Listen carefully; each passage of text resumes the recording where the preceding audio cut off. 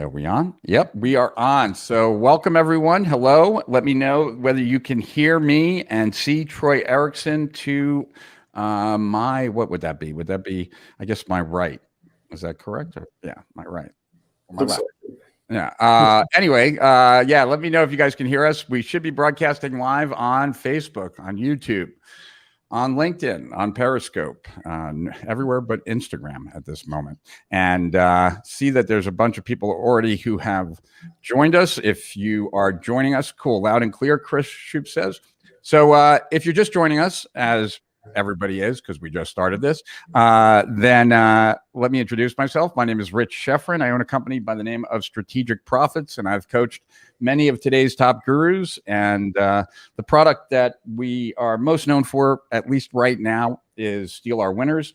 And I have a guest with me today, Troy Ericson. And Troy is one of the email ninjas that many players behind the scenes discuss, deal with, hire, and make deals with so that they can get their emails delivered. And so today should be a really fun treat. I just met Troy recently, about a month and a half ago, and we did a Steal Our Winners together. And we also, I also introduced him to a bunch of people because Troy has this very cool tactic, and I'll be handing it over to Troy in a few minutes here. But Troy has a really cool tactic. It's so good. I've never done this with Steal Our Winners before, but it was so good that I didn't want to know the strategy.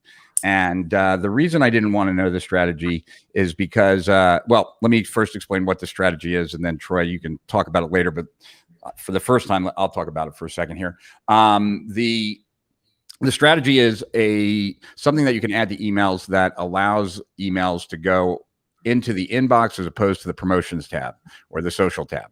And so he has a strategy that does that, and that's an immediate improvement in email sales. And because of that, lots of people are interested in talking to Troy. I didn't want to know that strategy because I wanted our team to use it. So Troy worked with like Matt and my team to actually use it, but I didn't want to know it because I'd be too tempted to share it. And I don't want to ruin Troy's business. So I purposely asked him not to share it with me, although make sure that my team knows it. Because when I reach out to my friends and tell them I know this guy that can get you inbox guaranteed, they want to talk to him, and I would feel weird if I knew the strategy and didn't say anything. So, so with that, Troy, why don't you say hello, let people know who you are, and everyone here, please say hello to Troy and I.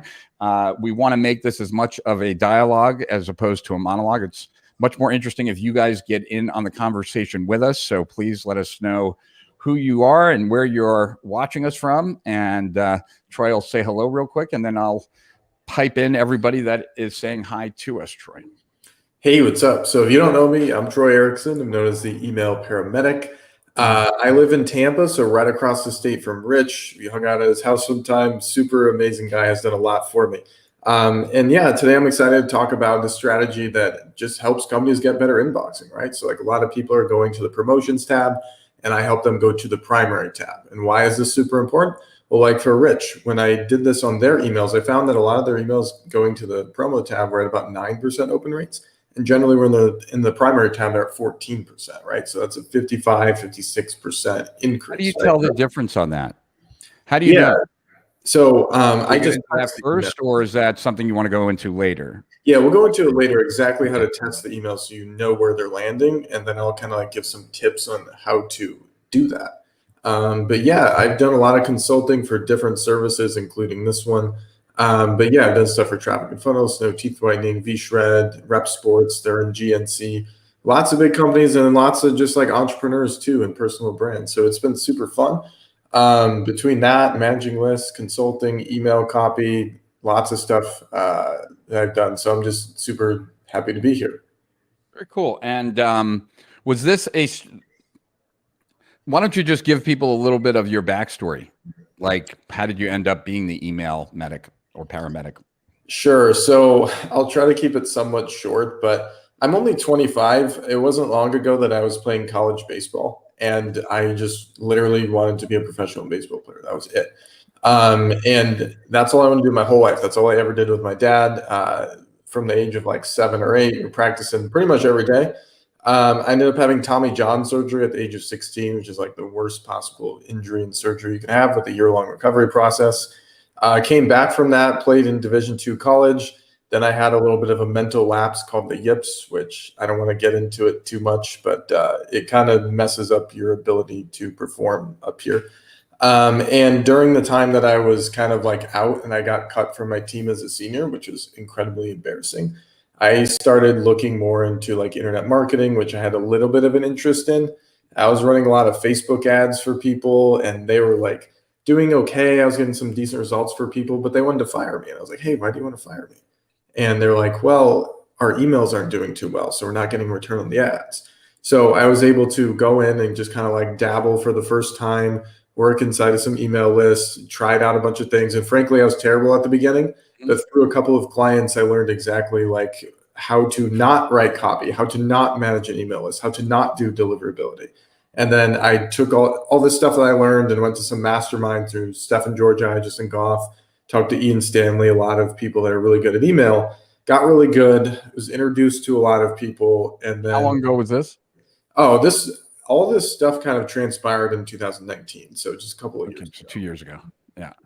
So I had been online for like 3, 4, 5 years, probably like 4, just doing various things, but a specific focus in email for the last couple of years. Got it. And so it's been relatively fast. Yeah, it's been crazy. It's just the connections that I've been able to make. It's just been very, very humbling. So I'm super appreciative, and we've gotten some amazing results for people. I just want to keep that going. All right, so let's say hi to everyone. We got Stephen here in Nairobi, Kenya at 9 p.m. Wow. And Yuan says, sup. And Chris Ship says, loud and clear. Cool. Yep. Can hear you guys. Fraser says, yo. Yes, they can hear us. Sounds good. Bobby says, hi, Troy and Rich. Daryl says, sounds good. Cool. Greetings from Lucerne, Switzerland. Hello, Darren. And Raymond J. Negron. Hello to him. And no sound or video as of yet. I think you have to refresh, but he won't know that because we has no sound. Hello, Rich and Troy. Hello, Lorraine. Hello, Jason in Tampa. And Toolbox gets heavy. Yeah, it can. I just implemented his SOW strategy. Cool. Ben Denny just implemented your strategy. So, Ben, if you have any results yet, we'd love to hear about it. Yasmin says, ha, nice. Amit says, hey, Rich, and hey, Troy. And Janet says hello to both of us. Hello to Janet. And hi to you, Chris. And Glenn in Florida is saying hi, and Chris is from Florida as well, and Yusuf is saying hey, and hey, Ben is saying hey there, and the Danube flows nearby. I'm not sure what that means, but okay, that must be a geographical reference. Hey, Ron Williams. Hey, Bernardo. And Ben is from Dallas, but he's in the Philippines currently. And how are the Philippines, by the way? And Guer says, interesting and thank you. Yes, returning to the States in a few weeks. Seems like I'm getting less emails in my inbox the last few months. Well, that's probably why having something that gets you in the inbox is a good thing. Welcome back, Troy. You're on your way to success, says Raymond. Guer, I have always heard that the Filipino people are kin a pleasure to be among. Okay, kind. Hi from Berlin, from Andy Beard. And let's see. Good morning from the extreme Sonoma coast. Cool, Barbara. And let's see. We have Gunther from South Africa. He's excited to be here. And Rajendrash from India. And Daniel Gomez. We don't know where he is. We have Ron Erickson. Is that your dad? Yeah, both of my parents showed up in the live stream, and a whole bunch of people that like have followed me for a long time. Like my crew showed up today. I really appreciate that. That's awesome. And Giancarlo saying hi from Aventura, and Susan is in Colorado and saying hi, and Melvin is in upstate New York, and where we are hearing you from Europe near Danube. And timing of this is perfect for me. And hello from Iowa. Well, hello to you too. And so great. So where do you want to start this? Where do you want, and I think we should kind of give people an overview of what we're going to cover today, plus the call to action that we want to share. And we'll probably share like several times throughout this, live stream. So give people an overview of what we're going to cover today, since you know better than I, and then also key people into the call to action that we'll have during this live stream. Sure. Yeah. So I feel like at the beginning, we should just go over some of the basics of like what makes email marketing successful. Because really there's only like two things, honestly, that if you do them very well, you're doing the 80-20 of it. Right. And then after that, we'll kind of go into like, hey, how do you know if you have deliverability problems and what are some of the ways to fix them? And then I have a faster way to fix them. So I feel like that would probably give a lot of value to everybody here. Very cool. And yeah, so, and would you do you have like a clear idea as it relates to, when does your service become a no-brainer for someone? Like what size list, what size sales, like any barometers? Yeah, so I would say, I mean, if you have an email list of like 5 or 10,000 minimum, which probably a lot of people do, or you sell something that's high ticket, it can definitely make sense and pay for itself pretty much instantly, and then you get to keep it forever on. So, yeah, I'd say that's probably a pretty good fit. So if they have a list that's about 10,000, if they're selling how much, like monthly, would you say? Sure. Yeah. So, I mean, let's just do some math on it, right? So, like, if you have a high ticket service, let's say even if it's only $2,000 and you sell 5 of them a month, that's 10 grand. I don't even charge anywhere near that right now. So, just to kind of put that in perspective. Or if you sell something a little bit lower ticket, and let's say you've got like an e-com business and your average ticket is like 50 or $100. You have a lot more customers. That's cool too, because it's like you do the math and it can add up quickly, especially with deliverability. It's like some people I work with, not everybody, but some people literally see close to double the open rates, and obviously sales follow that very closely. So if you had a big deliverability issue and you take whatever email revenue you have right now and you're like, okay, well, over the next 30 days, I could double that. And you're like, okay, cool. And then it can double it every single month too, right? So it's not just a one-time thing. It's like it continues on. Got it. And all right, so let's kind of dive in, I guess. Like, where do you want to start? Sure. Yeah. So I just want to like let people know that with email, there's actually a very like simple process to follow, especially if you're not like totally sure and you don't want to get too much in the weeds with deliverability. There's like two main things that you can do to make more money from an email list, right? And I find that a lot of people struggle with the first one. So obviously you want to send more emails. So it's super simple, right? So send more emails, people buy more things because, you get more at bats, you can hit more home runs. You send more emails, you make more sales. Pretty simple. But a lot of people, frankly, are like very worried that if they send too many emails, that they're going to like get a lot of unsubscribes, or that people are going to, be put off by that. And it's just like too much, and that you're going to annoy people. But there's a reason why people signed up to your email list in the first place, right? Like they want to hear from you. And if you send them things that are relevant to whatever it is that they first opted in for, then they're going to be very happy to continually get things that they're interested in, right? Another thing to bring up too is that subscribers don't last forever, because a lot of times people are interested in something, they're super excited for it, for one day or 3 days or a week or whatever. But then maybe the next week or the next month, they're not as interested. So it's very important to send them a lot of emails that are relevant early on. So that's the first way to improve how your email marketing is doing right now.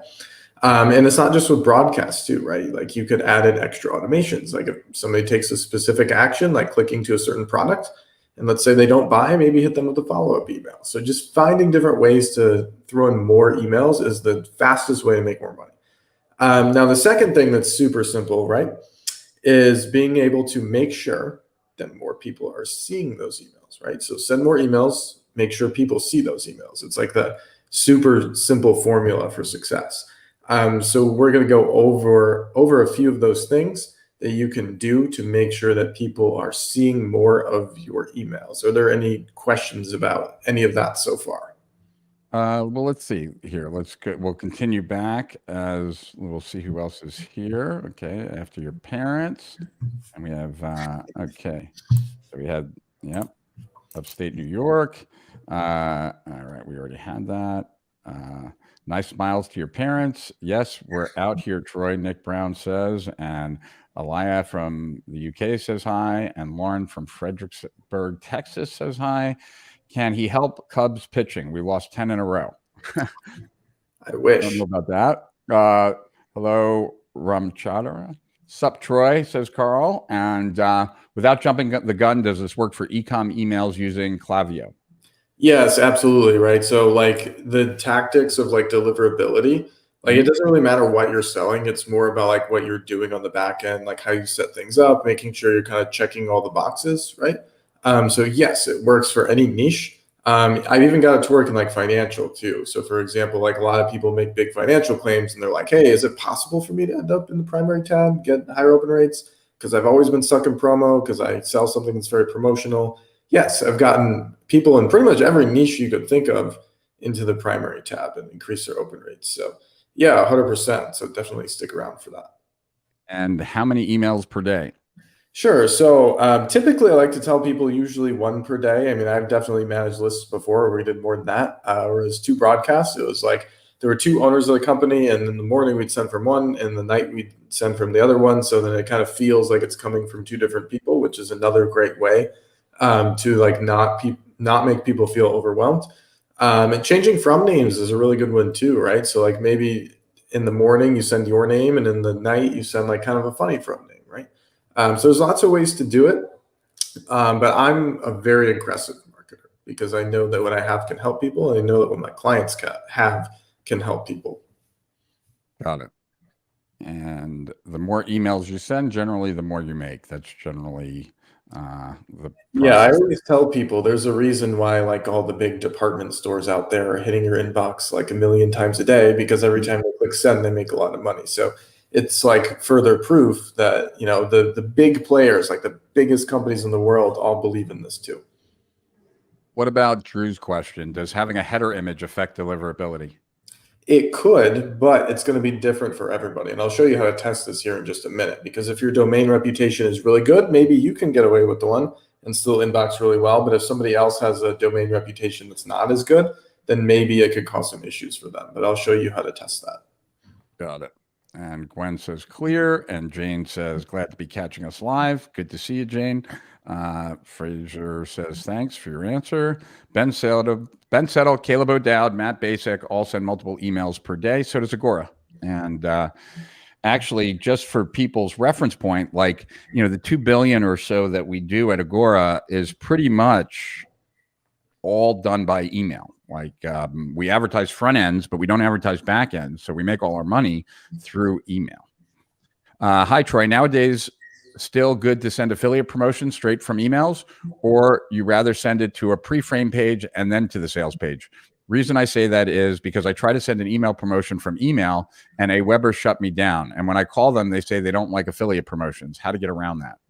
Sure. So there's a couple of things you can do. For one, you definitely want to make sure you pick a platform that's friendly for your offers. So for example, like Maripost and Ontraport are 2 really good ESPs that a lot of affiliates use. Another way that you can do it is just not use like affiliate links. So for example, if you're sending like to ClickBank, like they know you're doing affiliate stuff. But if you're doing more of just like a promotion where it's like, hey, my friend has this going on, then it's a lot, you know, nicer to the ESPs, because a lot of times they just assume that if you're doing affiliate stuff, it's like borderline spammy, so they don't want it. And whether or not that's true, a lot of times they just don't want people doing affiliate stuff on the platform. So you just have to, you know, find somebody who is okay with it. Yeah, Aweber is known and has been for over a decade of being like sales blocking in certain ways. So great question, Giancarlo, and thank you, Troy, for the answer. When you talk about the numbers making sense and being profitable, what about low ticket affiliate offers in the MMO niche? Do you know what MMO is? Yeah, make money online. Okay. Seems like people are always spending more on traffic than what they make. Sure. So another like side tip on that too is even if you're sending out something low ticket, here's like a quick bonus tip, right? So a lot of times we get locked in and we're like, oh, like I have low ticket offers, I'm doing affiliate stuff, like that's all I can send, right? Well, a lot of times, like let me tell you a story. One time I sent out an email. Obviously, I fix spam issues for people. I sent out a really quick, like 9-word email, Dean Jackson style, and the subject line was spam with a question mark. I said, hey, first name, do your emails ever go to spam? Reply and let me know. I can get you out, Troy. Mm-hmm. And I got so many replies, including a 9-figure CEO who I mentioned at the beginning of this call, one of those companies, replied to it and was like, hey, sure, let me hook you up with my team. And they ended up becoming a customer off of that. And obviously, it's a high ticket service. So I basically took a list that is mine and primarily had a lot of low ticket buyers at the time, and I just put out this offer in front of them by sending them a quick, simple email, and then we went back and forth over email, closed a high ticket deal. Additionally, there's probably a lot of offers out there that you could find that are very similar. I've had clients that sell $5,000 MMO offers, so you could definitely find people in that space to partner with, and you can make a lot more money because low ticket is great because it lets people get their feet wet, but you definitely need high ticket too. Got it. I totally agree. Let's see here. Okay. Next one is, what do you think of list hygiene and what is your preferred schedule? Hygiene is not emailing the non-actives. And before you answer, before Troy answers, the best approach that I've seen on this is another Steal Our Winners interview I did with Fernando Cruz, where basically, they're mailing like a minimum of 3 emails a day, if not more, generally more. And within 5 days, if someone hasn't opened, they're throttling them down. And if someone opens today, they're getting at least 2 emails tomorrow. And if they open today from two different sub franchises on the list, then they're getting emailed first, right? So it's like they're purposely making sure that each day they reset their reputation by sending out all the people that they know are going to open first, and then each day sending out the rest over time, and that they're throttling down as quickly as they can and throttling back up as soon as someone shows life. And what we used to do back at Strategic Profits like a decade ago was, and I don't know if you've ever seen this, Troy, and I probably mentioned this to you a long time ago, or not that long ago. We only known each other for like 2 months, but but what we used to do at Strategic Profits was we had a system where someone was green if they had clicked on a link in a specified period of time. They were yellow if they hadn't, and it was red if they had gone like over 180 days. And it wasn't aggressive enough. We should have made these a lot shorter, these windows. But when someone turned red in Infusionsoft, because that's our primary, we would then automatically export them, like it was automated, to Active Campaign. And we'd still be emailing them in Active Campaign, but separate, different IP address, different everything. And then if they ever clicked on anything in Active Campaign, they would immediately be put back into Infusionsoft and be green again. So everything in Infusionsoft was like compliant. And then anything that would not be was moved out. And it was funny because like this really hit me hard when Fernando was going over this strategy with me, because I just so happened I have 2 monitors on my desk, right? Like I have the monitor that I'm looking at right now that's there, but I have monitors on the side. And one of the monitors on the side, I was looking at someone who had canceled Steal Our Winners because it doesn't happen that often, and I was curious.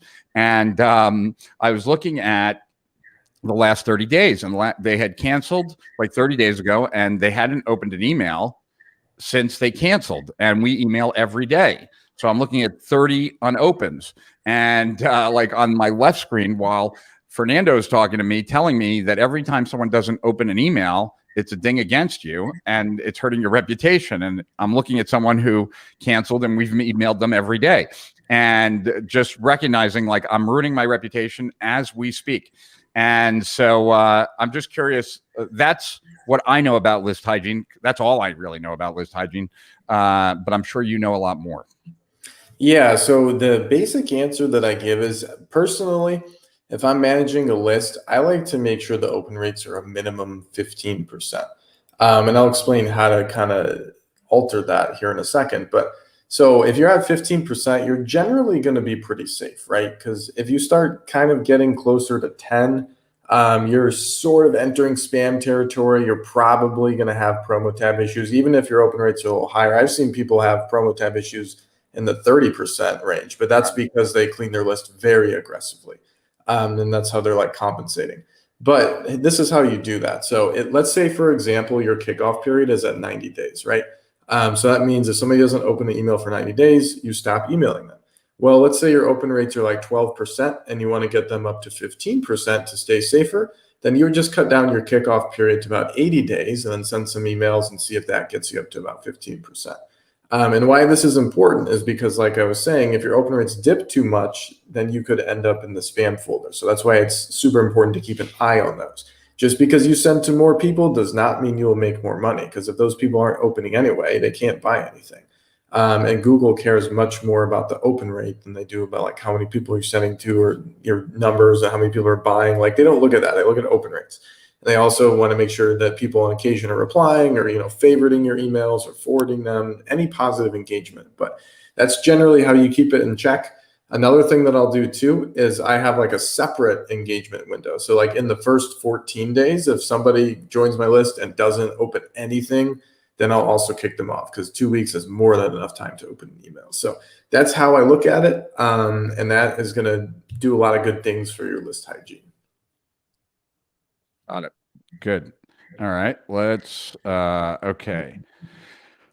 This is awesome, but I have a meeting in 10 minutes. Will I be able to catch a recording? Yes, you'll be able to catch a recording. We're also, I forgot to mention, we're also going to attempt to do a YouTube video at the end of this. So we'll save the last 15 minutes for us to do a recap. And, when I want to keep hitting these questions, but before we even go any further, so everyone that I've referred Troy to or mentioned Troy to, like the guys from Traffic and Funnels, like Jeremy Blossom, like another financial firm down in Texas, and many others, right? Everyone that I reached out to has big lists. So I knew it was a no-brainer for them. And that's why I was kind of asking Troy, like, at what numbers does it become like questionable? Because when I'm reaching out to someone that's got a list of several 100,000 and is making all their money from it, obviously it's an absolute no-brainer to have guaranteed email placement. So Troy, why don't you, before we even answer any more questions, let's just do a quick call to action here. Like, I will post on the screen here a link for you. So hold on. It is this one, I believe. Correct. Right. Yes. And so explain to people what that is. Yeah, so I'll get to all the details in just a moment, but basically when you visit this link, you're going to see a calendar pop up, and on this call that you can book with me and my team, we're going to help you test your emails and see which folder they're landing in. We're also going to do this for as many domains as you have, as many businesses as you have, and help you estimate how much money you could be missing out on because of deliverability issues. So we'll tell you if you have a problem, we'll tell you how we would fix the problem and how much money we could recover for you. So all you have to do is hit that link, and then there will be a quick calendar and application just to make sure it's a good fit, because if it's not a good fit, we'll tell you. There's people who get on the phone, they don't have problems. They're like, hey, congrats, you're all good to go. So that's what happens at that link. And we do have a guarantee as well that if you're going to the promo tab or spam, that we can get you into the primary tab. So we'll explain more about that here in just a second. But if you want to just jump the gun and say, hey, man, I'm in on this.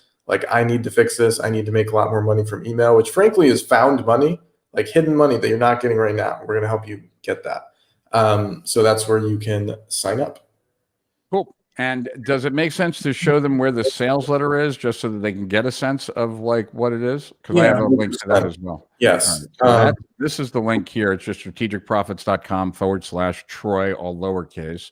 And that'll give you more details if you're unsure, what, Troy's company does and what they can deliver to you. But if you already get it, then you can just go here and book an appointment. And it's not it's not ridiculously cheap. It's under 5 figures, so it's 4 figures, and it's not 9999. But it's, this is a business investment. If you're making money from email, then this becomes somewhat of a no-brainer, depending on how much money you're making from email, or how much you're losing from email. So that's the link, and we will definitely be showing it again. But let's get to some more questions right now, and then we can come back to this in a few. All right. So let's see here. Let's see. All right. So that was list hygiene. That was a 10. Okay. For e-commerce, physical, how many emails should we send? Are people getting bored? See always buy. What should be business strategy? Sure. Yeah. So that's a good question, especially in e-com, right? Because it's like the first thing you can do, right, is have more products. Like, obviously, that's a great way to send emails about different things. But at the same time, not every email should just be like, hey, go buy this, go do this, big discount today, big sale, because there's not a ton of value in that, right? So, for example, even if you're just like a t-shirt company, we'll pick like the most basic e-com example. So like t-shirts, a lot of times people are wearing t-shirts with these like big logos that are very meaningful to them. So for example, like my mom's on here, she loves dogs. So if we have like dog t-shirts for sale, there's a big reason behind why she likes dogs. She doesn't like the shirt because it has a dog on it. She likes the shirt because she's had dogs her whole life. And if you told the story about like, hey, this is my border collie Jack, like he's super cute, meaningful, playful. My daughters loved him for years, and you tell a story about this and say like, now you can get a t-shirt with your dog on it or a similar dog, something like that. Hitting those like emotions and telling stories to people about like why something is meaningful, why it's important, is much better than just saying like, hey, 20% off this shirt, go buy it. So make sure you're doing stuff like that too. Or if you've got other products, or if you're a coach or something, a really good angle is contradiction. So for example, I've sent out emails before that say why open rates don't matter. And that's like very contradictory to even what we're talking about right now. But then in the email, what I talk about is like, hey, revenue matters the most. So make sure you're looking at revenue. It goes revenue, then clicks, then opens. That's kind of the order. Because not enough people look at revenue, right? And that's a really big thing that I help people look at as well. So contradiction, emotional stories. You can talk about current events or things in the news that are going on. You can make emails look really personal, right? Like forward, like opportunity, or like special link for first name, stuff like that, and just really take all these different angles. You can go on forums, you can go on sites like Reddit and find interesting stories from other people. You can pull your own testimonials. There's so many angles that you can choose from. Another thing that's really important too is you could email your list and say, hey, first name, what's your number one problem with blank? And then a lot of people will reply and tell you, and now you know what their problems are. So you can talk about their problems, their concerns, and bring those up. And a lot of people will resonate with that because you've already asked them what they're interested in, and they just told you. And so there's going to be more people on the list who are wondering the exact same thing. So those are a few simple ways to get away from the like big discounts and sales when you feel like you're out of ideas. Yeah, and just in case, Rajendrasinin. How would you pronounce that? Rajendrasin. Sounds good. If you remember Steal Our Winners, we also did a Steal Our Winners call with Dave Mizrahi, who does email for e-commerce as well, and he talked about how when you only have one product, to be in the email every day without it being repetitive or boring. So you could check that one out too. Charlene is saying hello from Alberta, Canada. Hello. Mark says it seems people today have 2 or 3 mailboxes. Any way to get into the best mailbox? Yeah, so that's actually a really good question. I'm glad you brought that up. So Russell Brunson always did it in one way. In the opt-in box, instead of just email, he would say your best email, or put your best email here. The way that I like to do it to make sure I get a real email address, for example, if you opt in to watch the training at strategicprofits.com/Troy, you'll see that right below the little opt-in button, it says training will be emailed to you immediately. So obviously what that's telling you is like, hey, we're going to email you something. So if the person actually wants to get it, they have to put in a real email. And I've seen times for my clients where they didn't have this and they were getting like a 2 or 3% bounce rate early on. And we're able to cut that bounce rate in half just by adding that one sentence at the bottom that tells people basically to put in a real email. Very cool. Very cool. And yeah, I mean, most people do have more than 3 email boxes in general. All right, Trader Rob. How many days before holiday should I start my email campaigns for holiday items? That's a good question. Yeah, it is. It kind of depends on the person too. It depends how many different like products you have, how many different angles, right? So we were talking about angles earlier, like testimonials or stories and all that. So you just kind of have to think about and like map it out. I like whiteboards. You can do it on a Google Doc. You can do it anywhere.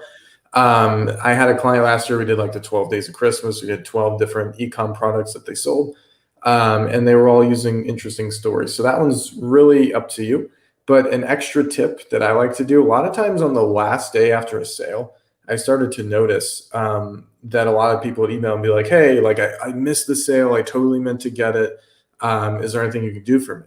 So I actually send out email the day after the sale, and it'll be like forward missed opportunity. And it'll basically say like, "Hey, so many people emailed us saying they missed it. We're going to open up one more day, but this is it." And that email crushes. So I'd highly recommend doing that too. I would agree. Cool. Zach, Rich, Fernando's strategy you were speaking about, is it the same one Agora is using? Is their practices are overwhelming. They send 6 times a day per sender, and if you open an email, they add you to others. That's not exactly how they do it, Zach, but most of the Agora franchises do not do what Fernando is doing. They might all eventually do it. Every division of Agora operates mostly independently. And generally, when you buy something, it depends on the division, but most divisions will put you into a bunch of other newsletter, like free e-letters as well.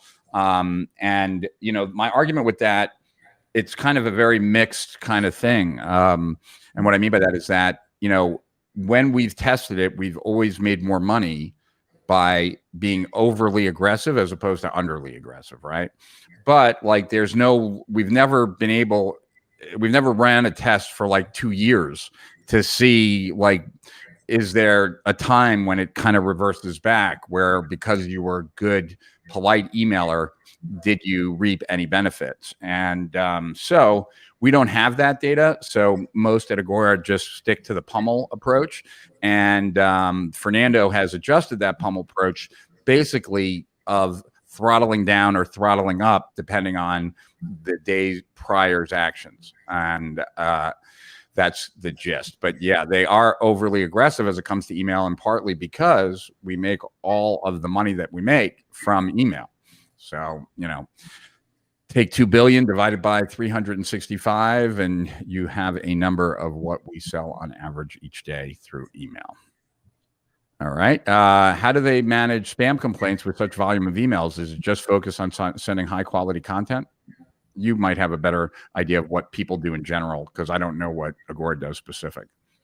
Yeah, so as far as spam complaints go, the biggest thing is just going to be making sure that people understand like who you are and where you're coming from. So whatever they opted in for, just be very clear in the first email, like, "Hey, here's the thing that you just opted in for. This is me. This is how I'm different. This is what I do, and here's the link to what you got." And then also at the bottom, say like, "Hey, I will be sending you more emails in the future, so be sure to check your inbox." Additionally, if you struggle with spam complaints, one of the big reasons could be that you are using like too many like weird from names, which are cool to use, but if you use them all the time, it could result in a lot of spam complaints. And then just in general, sending good content that people enjoy. So there's a lot of reasons that it could be, but assuming that you're following canned spam policies and not getting email addresses from places that you shouldn't, those tips should help you. Got it. All right. So Giancarlo has a question for you. Troy, for someone that emails just once a day, what would you recommend? Email on the morning or email at night? And for the unopened emails, when is a good time to frame to email them back? Next day, after 2 days? Sure. So what I like to do typically is around noon Eastern time. It's something you can test. Definitely recommend testing it before iOS 15 so you can get some more accurate results. But yeah, I'll usually send it at 12 p.m. Eastern, sometimes like 12:01, because then it'll hit the inbox like above everybody else's emails that send at noon. So that's what I do. But it kind of depends on the niche too, right? So like for entrepreneurs, I just kind of assume that, that's my market. They're working at home. They're probably going to see the email at noon. Most people probably would. You could even adjust it to their time zone. But if like your audience doesn't open because they have 9 to 5 and you want to send it at night, that's cool too. But yeah, as far as the reopen or like the resend, where you change the subject line and essentially send the same email, you can send it later that day. So that's another incentive to send earlier in the day. So you can send the resend later.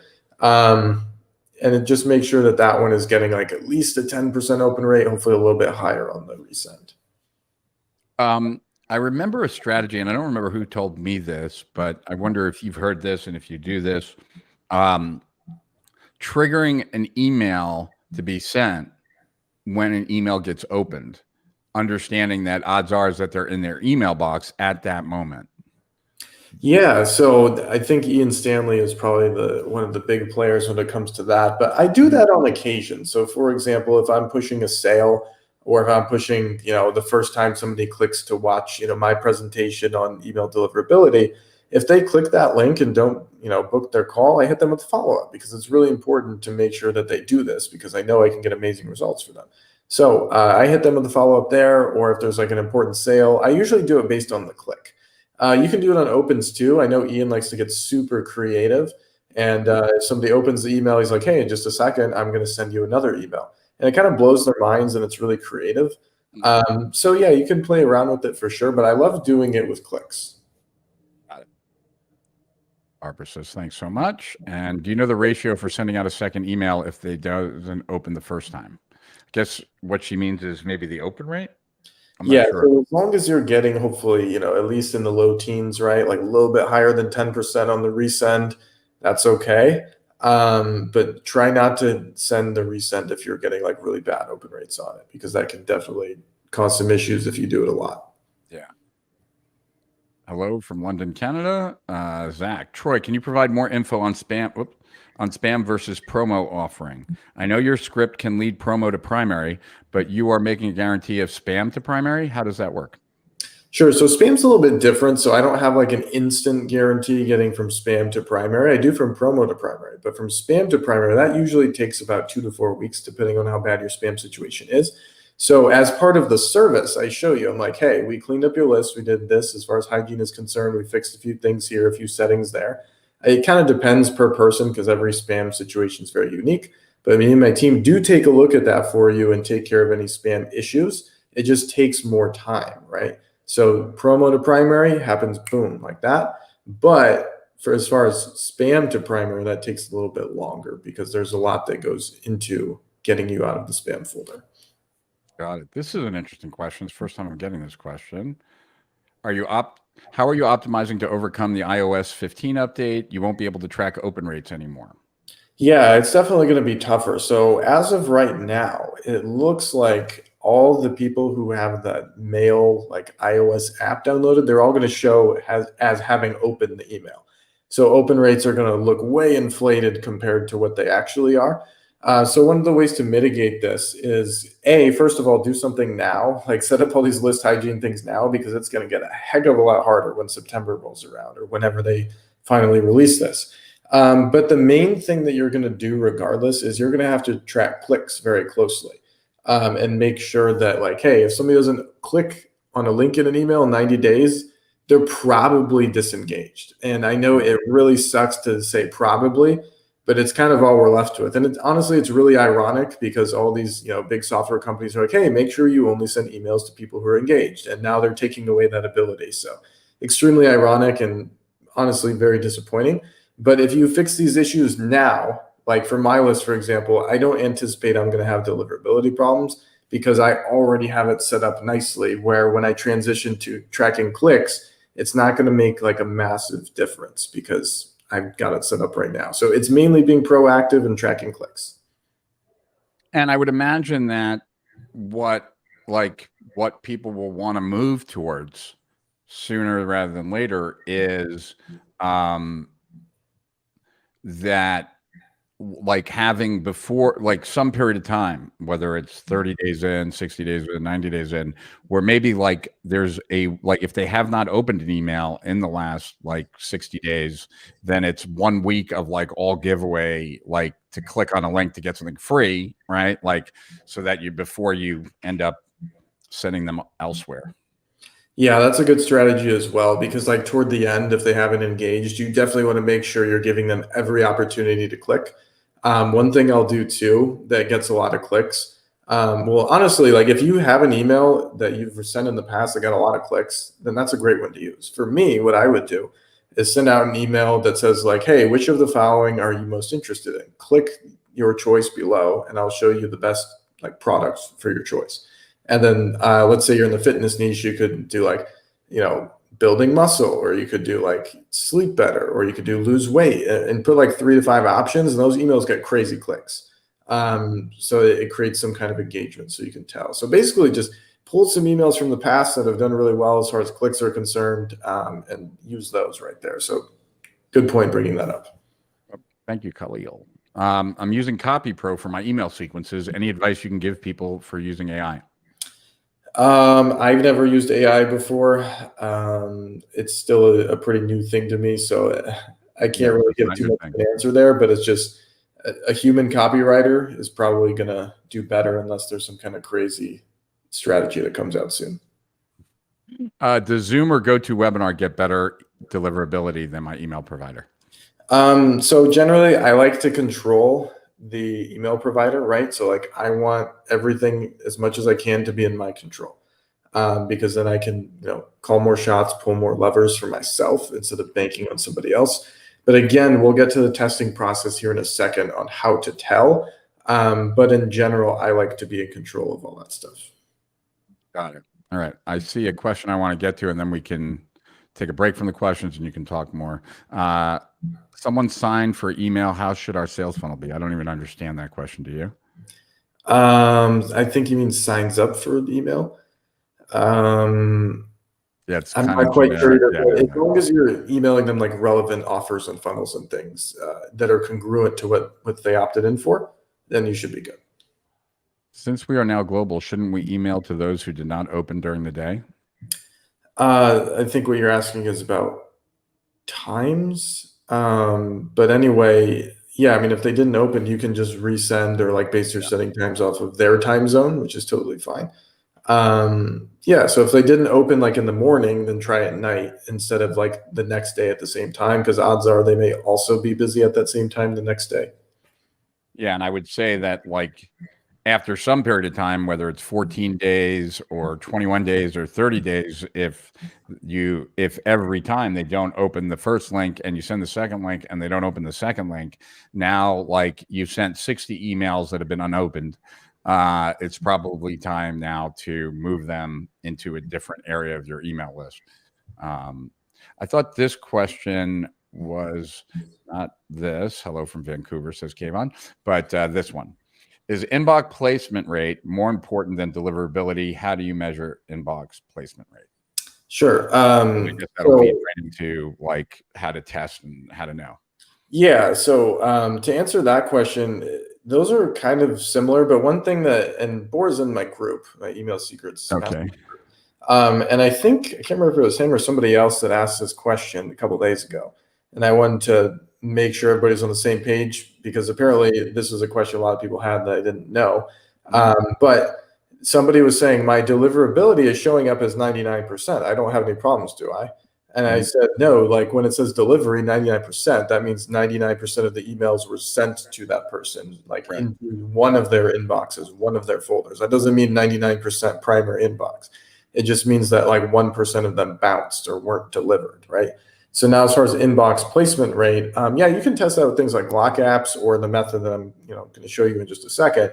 But yeah, that's going to be really important. As far as delivery is concerned, yeah, as long as your bounce rate isn't like consistently above 1%, you're fine. But yeah, inbox placement rate is where the money is going to be made. Got it. All right. So before we go to more questions, is there stuff that you want to cover before we even go any further? Yeah, sure. So I guess what I can do now is share my screen. So hopefully this works. And we will be able to kind of talk about a couple of things here. So very cool. Share screen. Okay, cool.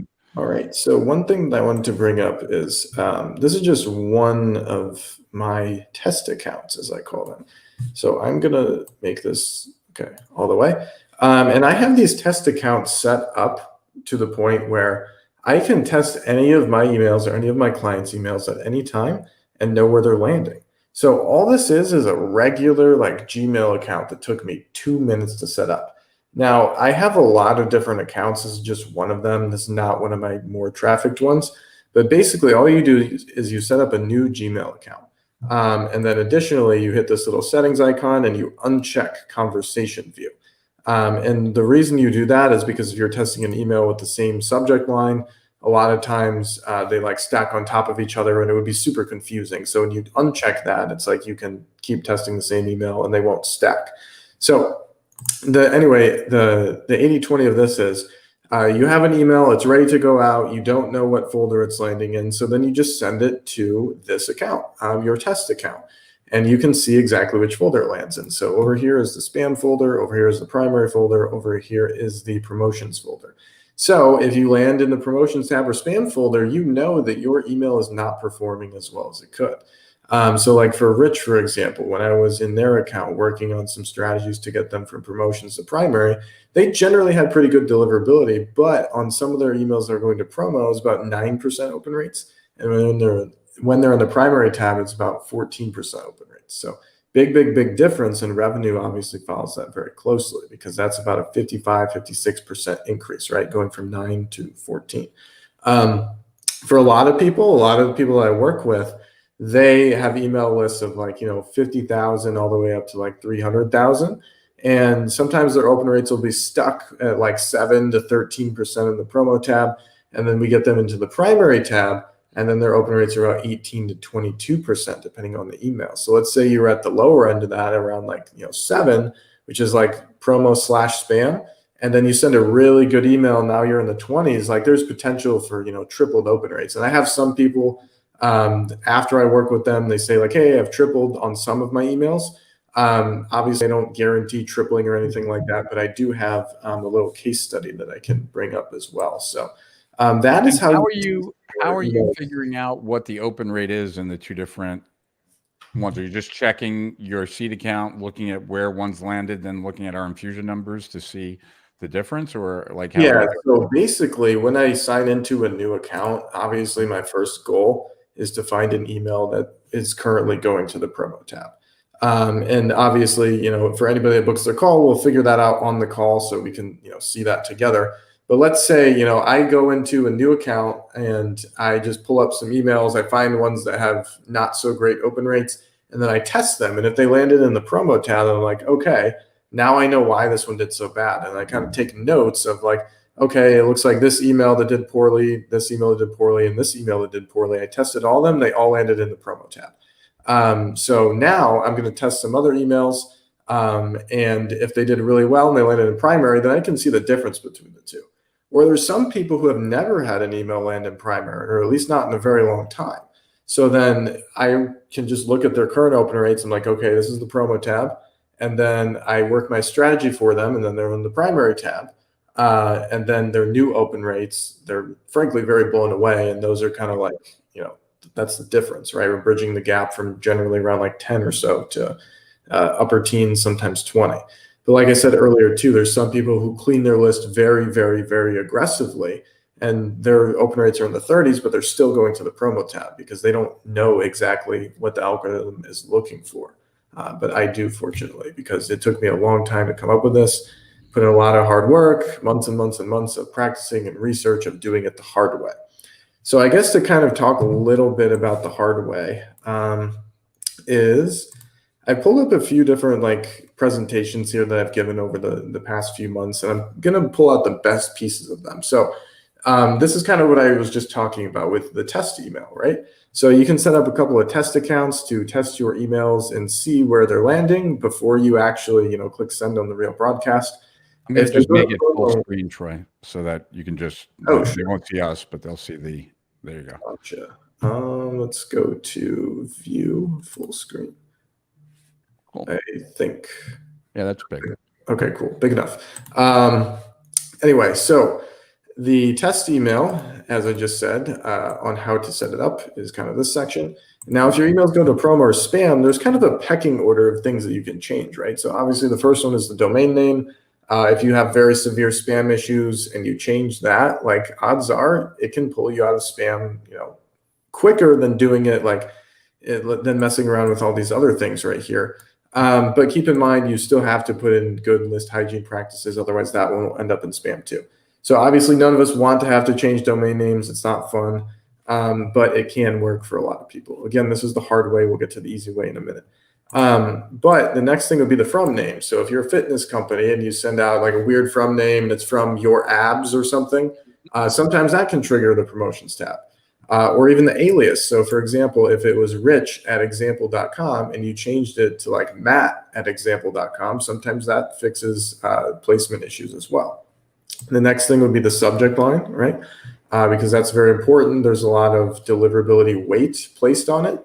And after that would be the link text. So whatever text that you're hyperlinking in the email, that would be the next thing. And then after that would be the body copy. So you can kind of try playing around with these things, switching them up, changing them in that order, and see if it gets your email into the primary tab, which can work. It just takes a very long time in some cases, like 30 to 60 minutes per email of tinkering with it. But that is like the old school way to kind of assess where you're going, what your open rates are, and then you can also check postmaster.google.com. And what is postmaster.google.com? Yeah, so if you actually go there, I did go there, and I was just looking at like what it's saying. Like it couldn't find the verification token. So it'll give you all kinds of stats. So this is for my domain. So as you can see, the spam rate, somebody apparently complained on July 1st, but other than that, we are pretty good to go. You can go all the way out to 120 days, and it will show you stats on that. So as you can see, generally pretty clean. And if we hop over to like your IP reputation, I was on medium for a while, but now it's on high. So basically by having good sending habits, I'm on active campaign. They bumped me up to the high rated IP. So that is good. But the main one to check is domain reputation. So for example, mine is on high. If you're on medium, that's okay too. It's hard to have a really big list and not be on medium or it's hard to have a really big list and be on high. So if you're on medium, you're doing pretty well. If you're on low or bad, you definitely need work. So those are a couple of things that you can learn by looking at Google Postmaster. In order to make Google Postmaster work, you need to put some token in the TXT file, correct? Correct, yes. So that's definitely something that, like if you're a bigger company, you probably have that set up. It's called DMARC. But if you're smaller and you don't have that set up yet, it's going to take time for all these stats to populate once you set it up. It's probably going to take 2 to 4 weeks for it to show up. But if you are having spam issues right now, don't set up DMARC yet. Let me fix those for you first. Otherwise, there are a lot of other issues. Because when you activate DMARC, it's kind of like saying, I trust my own deliverability practices more than the average person that's like sending on my ESP. Same thing with like private IPs. If you ever switch off and you have like really bad sending habits, it can actually hurt you. So like make sure that you have no spam issues before you activate DMARC or get a private IP. Can you circle back with Matt and Teddy on my team? Like, because right now we're not verified. Oh, okay. Yeah, I can definitely do Although that. it says verification succeeded on June 24th, but so I don't know. Like, so if it was June 24th, it's probably just going to take some time for all this stuff. Got it. Oh, did you already help with this? Is that why? Let's check. I'm actually going to pull up one of your emails right now, and I'll show everybody how to get this working. So here's the email that you used to promote this call today. All you have to do is click the 3 dots here, hit show original. And as you can see, DMARC is passing. So you do indeed have it set up. If you don't have it set up, this row won't even be here. There will be nothing that shows up. So that is how you tell. Got it. And so at some point when I go to Postmaster, I'll be able to see all those things that you see. Like correct. Yes. It just takes time to populate. Got it. Cool. Yes. All right. So should we go? Well, let's go to another CTA. So let's take care of that. So let's go back to both of us for a second. Oh, you got that? Oh, wow. Did you do that? I did. I think I can do it like this. There you go. And I'll put the banner back up. Here is the opt-in if you want to get more info and to get a free case study on how 172 business owners have increased their email revenue by up to 133% with the anti-promo tab code. And if you don't need any more foreplay, then you can go here. So strategicprofits.com/Troy, all lowercase. If you want to opt in and see how Troy works his magic with his email, and huge open rates to have Troy and his team look at your business and help you figure out like how much money you're leaving on the table currently and what the difference would make. And anything you want to add there, Troy? Yeah, so a lot of that testing we'll do with you on the call. We'll find out on the spot because there are a couple nuances too. For example, there's some ESPs out there, for whatever reason, they have really like weird testing processes that we can help walk you through. For example, like on Aweber and a few other ESPs, if you send the same subject line in a test email, like the second time you test it, it'll always go to primary, but that's not true when you actually click send on the email. So there's a couple like weird things like that we can help you catch on the call that you may not catch on your own. Plus just the fact that I've been doing this for so long, specifically with deliverability and promo versus primary placement. There's a lot of extra things we can give you insight on. So yeah, if you want to just book your call right now and you're like, hey, let's do this, let's get it done this week. That is the link. If you want more info, you can go to the other link. But yeah, I'd say that if you have an email list of 10,000 people that are active, then you definitely want to book the call like right away. If you don't, maybe opt in, get more information, see if this is a good fit, and kind of go from there. And if you're going to opt in, you would opt in there and you'd get the case study and learn all about it. So there, strategicprofits.com/Troy to opt in to Troy's list and see how he does his thing, and hugeopenrate.com to call, and you might want to do both. So with that, should we go back to questions for a minute, or do you want to go back to your sheet? We can go back to the sheet really quickly because one thing that's coming up for a lot of people, they're like, hey, does this work for other people? So what I'm going to do is actually show you the case study that I was referring to very briefly. Again, you can see the whole thing at that link. However, I'm going to share a little bit right now. Cool. So can you see my screen? Not yet, but I will add it to the stream. There you go.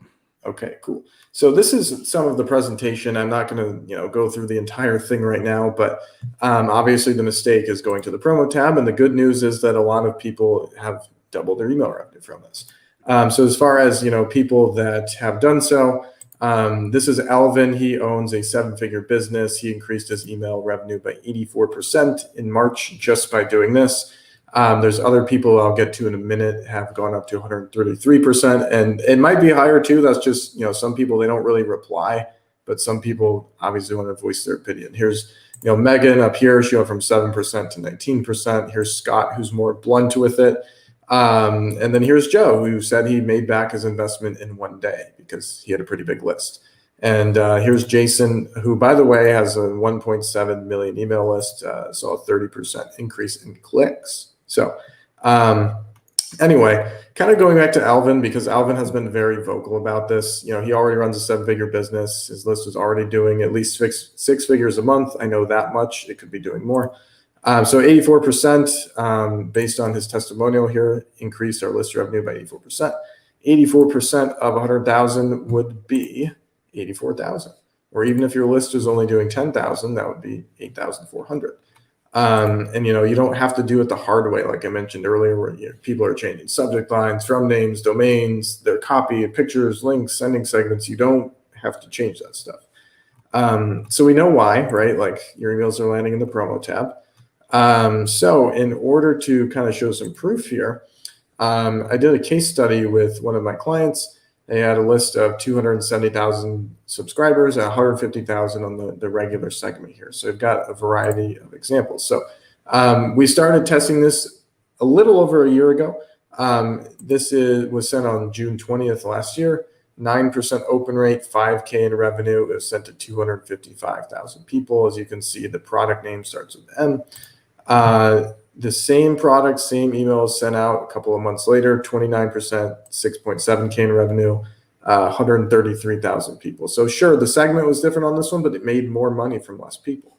Now on these other ones, they're the same segment size, so you can kind of compare and contrast here. So this was sent June 21st last year, 14% open rate, 4.5K in revenue, 150,000 recipients. And this one was sent a few months later, same product, same email, 26%, 7.2K, 140,000 people. So basically they went from 4.5K on that email to 7.2 because the open rate went from 14 to 26. And then one last quick example here. This product sent on June 22nd last year, 11.8% open rate, 3.7K in revenue, sent to 150,000 people. Sent out the same email 4 months later, 24%, 8.8K in revenue, 148,000 people. Same everything else. So if we look at the results, the best email, which is that last one that went from 3.7 to 8.8, that is a 133% increase, right, in revenue. Over the course of those 3 emails in the case study, which were, the ones that originally hit the promo tab, were 3 consecutive days. So we got them into primary, and over the course of those emails made an extra 9.5K, which is over 3 per email. And if you do the math on that, over the course of a month, that's an extra 95 grand or so. And that doesn't even count the autoresponders. So this client obviously has a very big email list, but this to them is worth 6 figures per month, right? And even if your list is a lot smaller, right? Let's say it's 10 times smaller, it's still worth an extra 9.5K per month, and I don't charge anywhere near that. So it is a no-brainer for a lot of people. And even Elon can say that's unreal, because if you don't land in the promo tab, you have higher open rates and higher sales. So with that being said, that's a little case study we put together. And let me go over a couple other things too. So basically the way I learned this is just managing lists and scaling them to 6 figures, which frankly I could not do without this anti-promo tab strategy. These are just some of my client screenshots throughout different months here. A lot of those lists are 6 figures. So a couple other things to go over, because I understand people are skeptical. I totally get it, because a lot of people have been in email close to as long as I've been alive. And they're like, I've never seen anything like this, so show me that it's compliant. I say, okay. I've read Gmail's terms and conditions. The strategy I use is compliant with Google. It is not hidden text, HTML, or old school techniques. Let's see. And also, like, I showed a little demo here. Like, if you watch the case study at the link that Rich provided, you can see the demo, which is basically what this is referring to. I can't really show a video on here. But anyway, number 2. My solution is a custom block in your ESP that I create for you that allows your emails to be seen as primary inbox worthy instead of promotional, because they're more compliant and less promotional in the eyes of the Google algorithm. So all you have to do is copy this template into your future emails.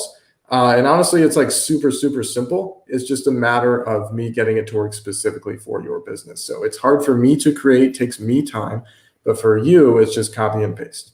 And then naturally, the last piece, people ask me, how long will this last for? Well, I've been using this strategy for over a year, as you saw earlier, and it hasn't stopped yet. I've helped probably around 200 people now.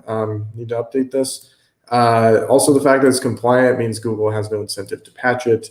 And obviously, Google wants you to send emails with higher open rates because it makes their users happier, which is what every single platform, software, service out there wants. They want happy users, right?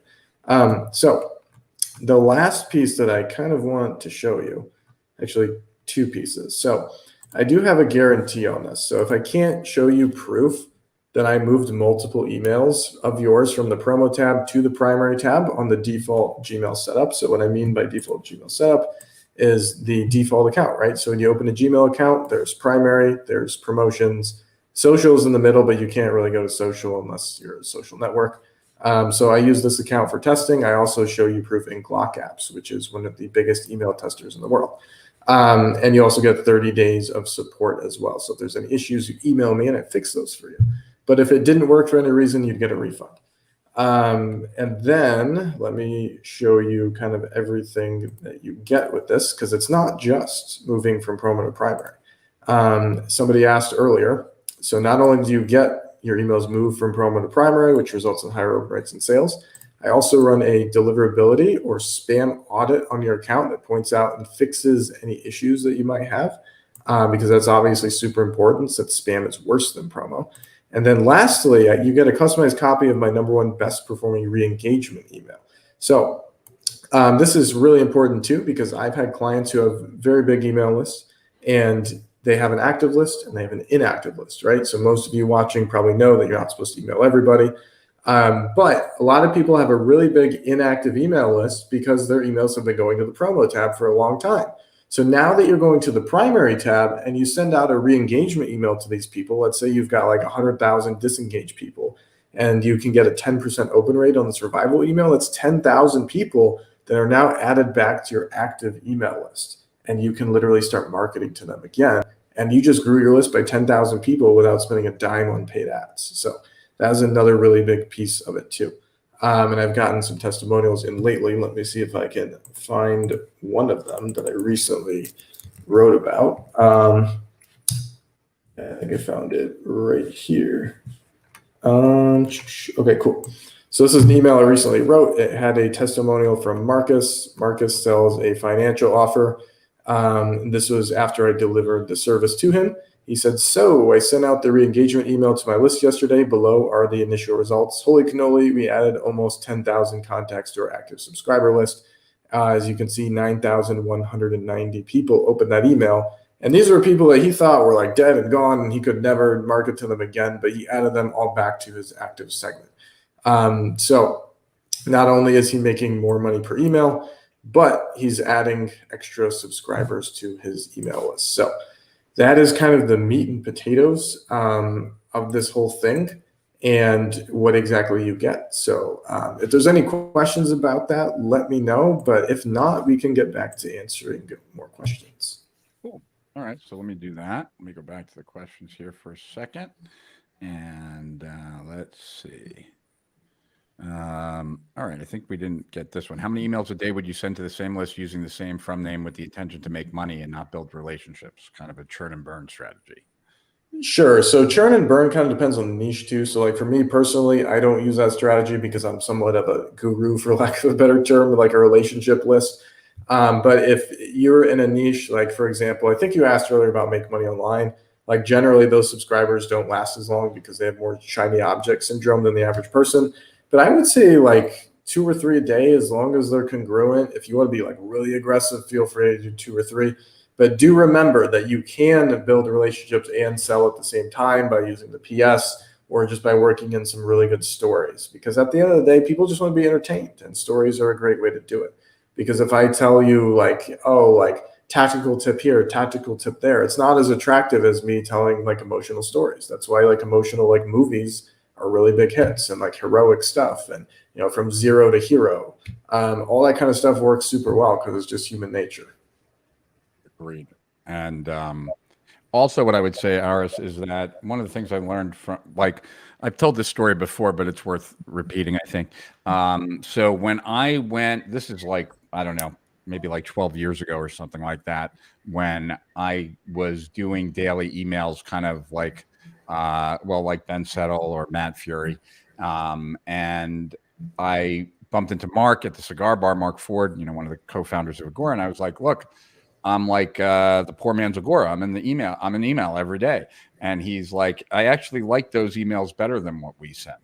And I was like, why do you say that? And he said, because they're unpredictable.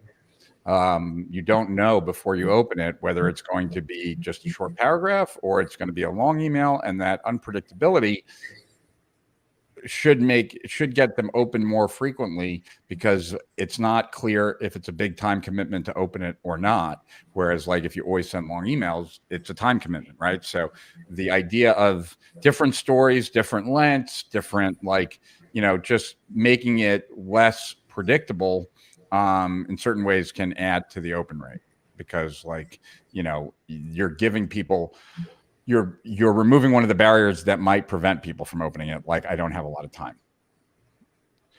Do you ever ask people, Troy, on your list, what is their opinion on the number of emails they receive from you? If someone just bombards me with emails, it's a sure way that I will remove myself from their list.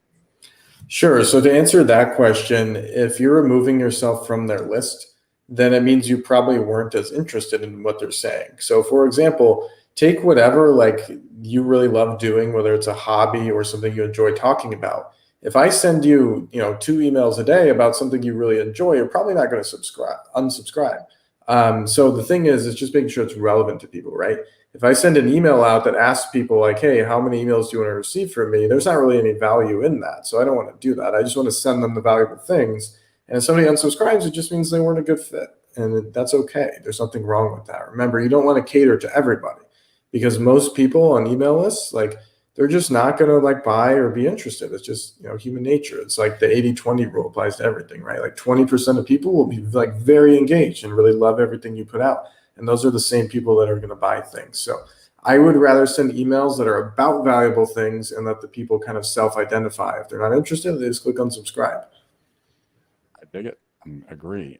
Hugo says hi from Miami, and Trader Rob around email 7 or 8 in my sequences. I'm always feeling repetitive. Is there a formula that I should follow and put my confidence in it?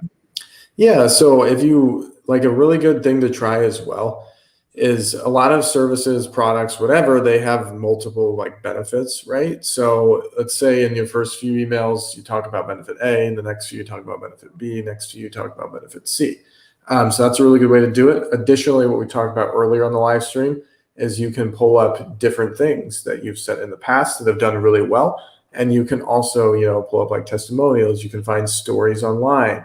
You can just talk about like FAQs, customer reviews, like anything that's just really interesting and curious. You can be kind of like contradictory compared to what everybody else is talking about and just be entertaining in that kind of way. And another thing that I do too is to find like relevant stories when I'm out of ideas is anytime I go somewhere, I bring my phone with me and I'll just like take notes about like weird things that happen to me that could be relevant to my business and what I teach.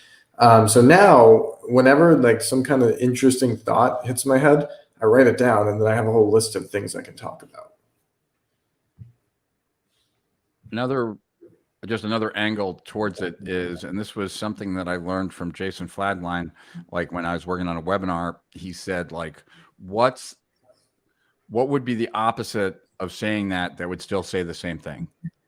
So, like when I ask someone, how much more money would you be making if you knew this like strategy from Steal Our Winners, right? That's one.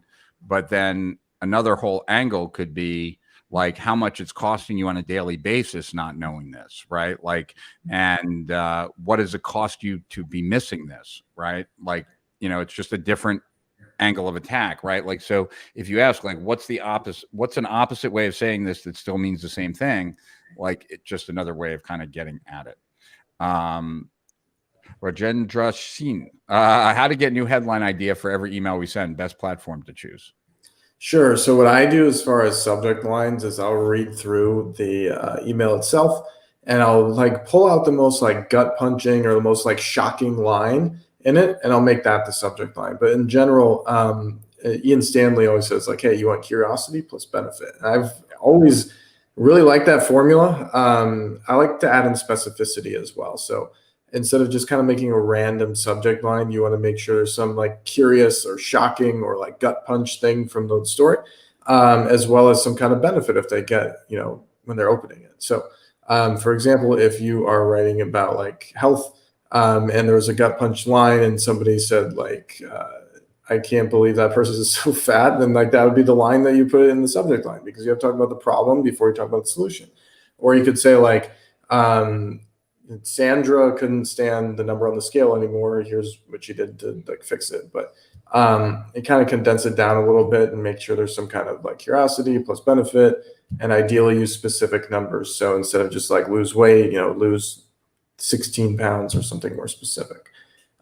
Best platform to choose. Frankly, it doesn't matter as much as most people think, but I like ActiveCampaign because all the automations that you can set up, they're very, very active and they work, really well. There's a lot of things you can do with it. But if you're going to do like affiliate stuff, so it'll be like Entrepreneur Ameripost. If you're brand new and you've never done it before, maybe pick like a simpler ESP. But hopefully that helps. Yeah, and it was John Capel's Tested Advertising Methods that talks about like, so that goes way, way back, right? Curiosity and self-interest combined are the most powerful combination because it's what is this? And I'm going to benefit from it, right? Like, so do you suggest to always activate double opt-ins when people want to subscribe to your list? I'm getting a lot of conflicting information on that. So from a technical standpoint, like, yeah, technically double opt-in is the best, but I never, ever, ever use it. And there's a couple of reasons for that. One of them I shared with Rich on Steal Our Winners recently. So instead of here's what happens when you have double opt-in. So it sends out an email from the ESP, and sometimes those go to the promo tab or spam, and people never see them. So it's like all the people opt in, you're getting maybe half of people to open the email and click the confirm button. So you're losing half of your subscribers right out the gate.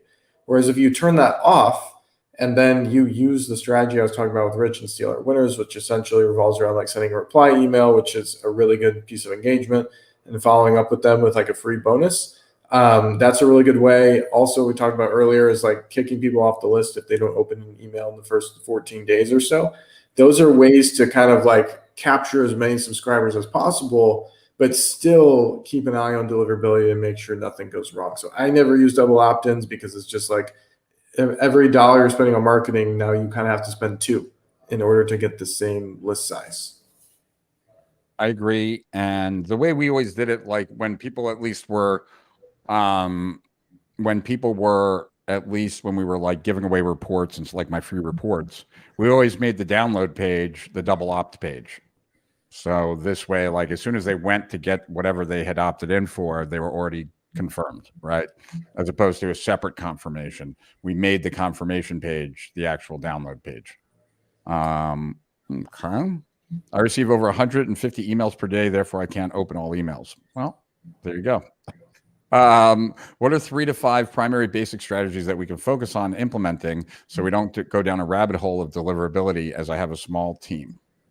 Yeah, so the first thing is the testing process I showed earlier, because obviously you can't possibly know how you're doing or improve it if you don't know where you currently stand.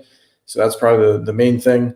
The next thing would be list hygiene. So as I mentioned, and I don't know how long you've been on the call, but the 90-day kickoff period, right? So if somebody doesn't open an email in 90 days, make sure you're not emailing them anymore. Additionally, I set up a second filter. So if they don't open an email in the first 14 days of being on my list, they get kicked off, but then the 90 is repetitive, right? So if it's been 90 days and they open, it resets back to 0. But if they go any 90-day stretch without opening, I take them off. But do remember as well that you want to maintain a minimum 15% open rate or so. So you can adjust that 90 based on whatever it takes to get to that 15%. And then the last strategy is just making sure that you're sending content that's like relevant to people, because not all of deliverability is super quantitative and like, oh, press X button, Y button, all that stuff. But make sure that you're sending people emails that are directly congruent with what they opted in for. So if, for example, you had a fitness business and it was about losing weight, and you're like, oh, let me send out this like muscle building offer, it seems like it might be relevant and congruent, but honestly, it may not be. And maybe these people just want to hear about like losing weight. So try to make what you send to them as similar as possible to what they first opted in for, because you know for sure that they're interested in that. I dig it, and I agree. Cool. Should we create a test account in Yahoo, or is Gmail a good test for most emailers? You can if you want for Yahoo. I mean, it might be kind of overkill because frankly, Gmail is roughly half of all the inboxes between gmail.coms and custom domains. Like so many people are on Gmail or G Suite, or I think they call it Google Workspace these days. But Gmail is probably sufficient unless you are having a specific Yahoo problem. Got it. Cool. Does it change things in your test account? Does Gmail customize which emails you get in your primary based on what you opened in the past? So it does a little bit, and that's why I have like one account where I do open emails and one where I don't, and then a bunch of others. It doesn't have a huge difference, to be honest with you. It does have a little bit of a difference, but it's mainly a spam thing. So like if you send an email to an account where you never opened an email and one where you did, spam placement is very different. But with promo, it's only a little bit different. And honestly, it's the same a lot of the time. Got it. Cool. This one's for me. You mentioned Fernando moves people from Infusionsoft to Active Campaign if they do not open after so many days. Do you just add their email added to Active Campaign and send new promotions? Do they have to opt in? Fernando doesn't do this. This was something that we did at Strategic Profits, and it was an email script. So like it was a script that automated this. In other words, they didn't opt out. Like they opted in. We've been emailing them in Infusion. Like because they're not opening, we're not emailing them from Infusion anymore. We're just emailing them from ActiveCampaign, but we still have the email address, right? Like, and so they don't have to opt in again. And if they click on a link in ActiveCampaign, it automatically moves them back over. So this is all automated. And it was just a script that my developer or my head technology guy created for us. I don't know if that's difficult or easy. I just know that he did it. Fascinating. A new question. We're just starting out. Good to learn how to do well before we have problems. Many thanks. Cool. Asma. Hello, Rich and everyone from Egypt. Hello to you, Asma. What's a minimum size list that makes sense to attempt to work with? I think we can. Right? As far as the offer, I would. So I say 5,000, and if you sell something high ticket, it's a no-brainer. Like even at 5,000, but some people like to say 10,000. But I mean, if you have a long-term mindset, like I charge one time for this, it's not recurring. Like my strategy is so simple that I can't even put it on subscription because it's like I explain exactly how it works after you buy. I set it up for you, I show you proof it works on a Loom video, right? So I show you everything. And if you're a long-term thinker, I would just jump in and do it. But if you have like 5,000 or 10,000 minimum, that should be way more than enough to make your money back very quickly. Cool. And Asma said, long time no speak. How you doing? I'm doing well. I don't know if you've spoken to her before, but if not, then I guess it was to me. Any experience working on deliverability with HubSpot emails? Yeah, so the strategy works on like any ESP or wherever you send emails from, because it's not about like where they're from. Like, sure, that can, make a difference. Like some people have cleaner IPs than others, but the strategy itself works regardless of where you're sending from. Got it. Let's skip that one because that one doesn't make that much sense to me. What is considered an active email subscriber? That's a good question. Sure. So technically it's up to you. However, like I was talking about that 90-day window, those are what I would consider active people for me. So I set my window at 90 days. Some people, it might be 60 or it might be 120. I would never go past 90 personally, but it just means people that are like engaged and opening your emails and you haven't kicked them off the list for purposes of inactivity and not opening. Good answer. How can you use this to leverage your unique selling proposition with your current clients who use email to sell promotion that don't understand this, explaining this in a simple way to help them make money? Do you understand?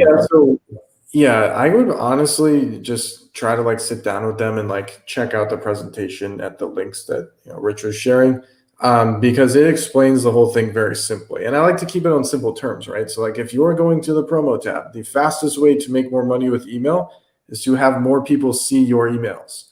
You don't really have to do anything else. Again, like I said at the very beginning of the call, the really simple way to make more money is send more emails and make sure that people see those emails. So if people aren't seeing the emails, it's just like a big handicap on your email marketing. And you can't you can send more, but it's like people won't see them, or you could write better subject lines, but the open rates aren't going to go up that much. Like this makes everything else you do better.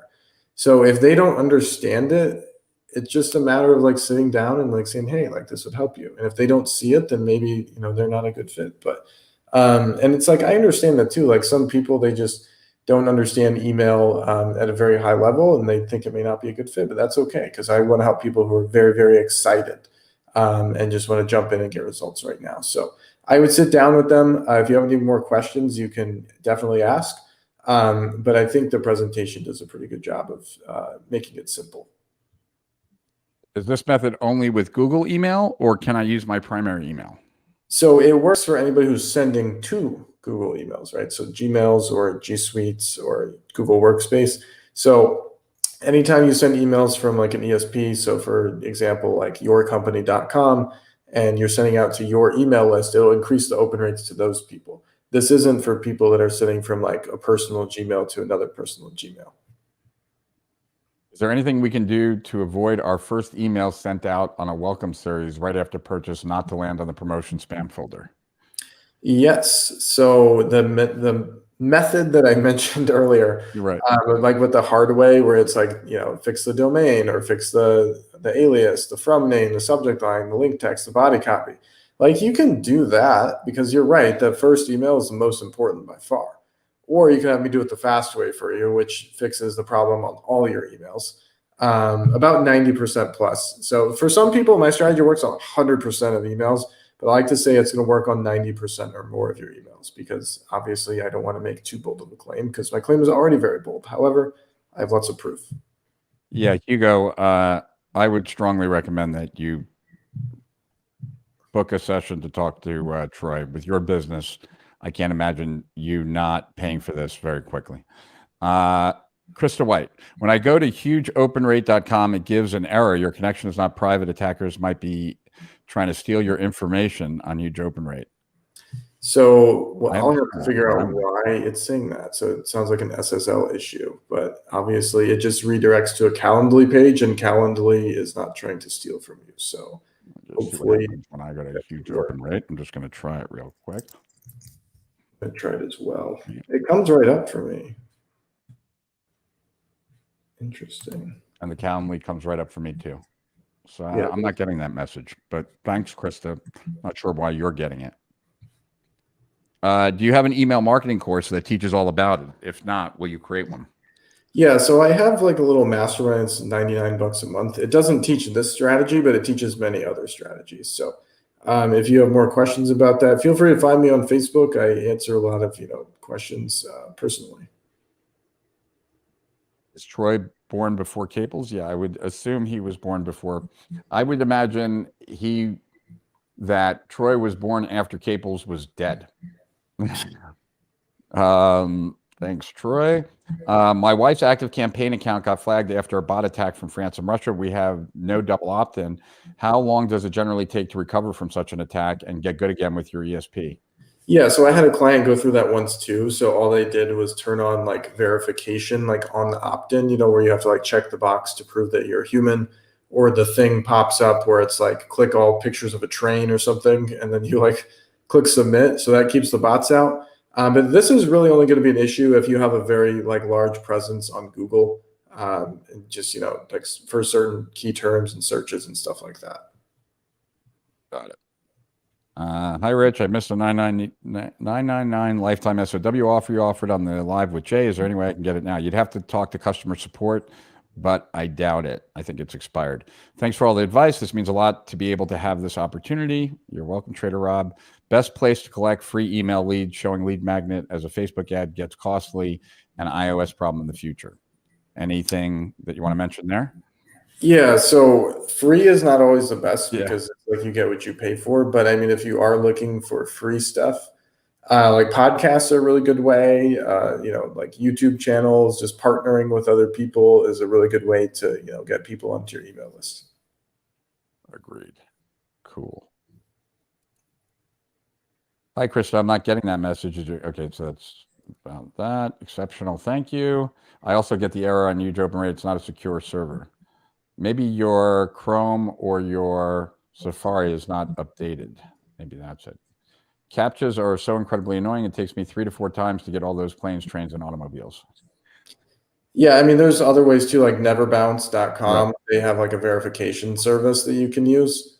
But I still don't like double opt-in, because you're just going to lose so many people. I agree. What do you think about the services as Never Spam, Mail Warm, Mail Reach, Warm Up Inbox? Yeah, those can help for sure. So if anybody doesn't know, basically what it does is creates like extra engagement on your email, so it can help get you out of spam faster. However, you still have to set up your account and your list hygiene in a way that's conducive to continually get better results, as opposed to just like buying Mail Warm and hoping that it's going to solve all your problems. It helps things go faster, but it's not a magic bullet. Got it. Cool. All right. So that covers all the questions that I see, which is pretty awesome. And once again, what should we cover? We got like 10 minutes before we should start to do our before we should start doing our YouTube video. So what do you think? Anything else that you want to cover? Honestly, I think that should be about everything. So at the end of the day, it's like if people aren't seeing your emails, you can't make as much money. So hopefully all the tips and advice given here helps with that. I could probably think of a couple of bonus things, just as like little fun ones. Let me share my screen again. And I'm going to go ahead and share those. So another cool like tip that I've helped people with in the past is this. For add yours to the stream. Should I Yeah, have yeah. the, You see yep, my yep, screen? yep. Okay. So like, for example, over on the right here, this is a picture of an email inbox. You can probably guess which person is my client just by taking a look at all of these. So your eyes are probably naturally drawn down here to Chance because he actually has a picture. And now what I do is I take that a step further and I actually made my image in G Suite a GIF. So it's like a picture of my face and a picture of my logo, and it just flashes back and forth, back and forth. And what it does, it kind of like dances at you in the inbox. And when you look around, everybody else is just like a nameless face or like a letter or something. But it's like when your picture can flash in their inbox, it gets more attention. And people ask me, like, probably a couple of times a week, like, hey, how did you do that thing where your thing is flashing? Because I open all your emails because it forces me to. So what you do is you go in your G Suite. You can do it on Gmail as well, or whatever you use. But in the top right, where it's got your little profile picture, you just click that, and then you would hit edit, and then put in a GIF there. I had somebody on in one of my groups make the GIF for me. You could definitely have somebody on like Fiverr do it for you as well. But that is just a quick hack to get higher opens. So that's a fun. Is that like, so we're using, Infusionsoft to mail, right? But Google manages our domain. So, and the emails that get sent from Infusionsoft are rich@strategicprofits.com. So would I do it for rich@strategic.profits.com in Gmail? I mean, is in Google? Yeah, so you would do it inside of Google. Like, for example, Right. I have ActiveCampaign. I changed mine in Google and it worked perfectly. But you'll have to test it out. Also, it may only work for people who have like opted in since you've changed it. That may or may not be true, but on the Mail app, I think that's true. Same thing with like from names on the iOS Mail app, which is terrible. Is that it kind of like saves the information of the first email that you receive from the person. So like the picture and the from name will be the same. But other than that, I think pretty much everybody else would see the change pretty quick. Got it. Very cool. That's a good one. Got another one?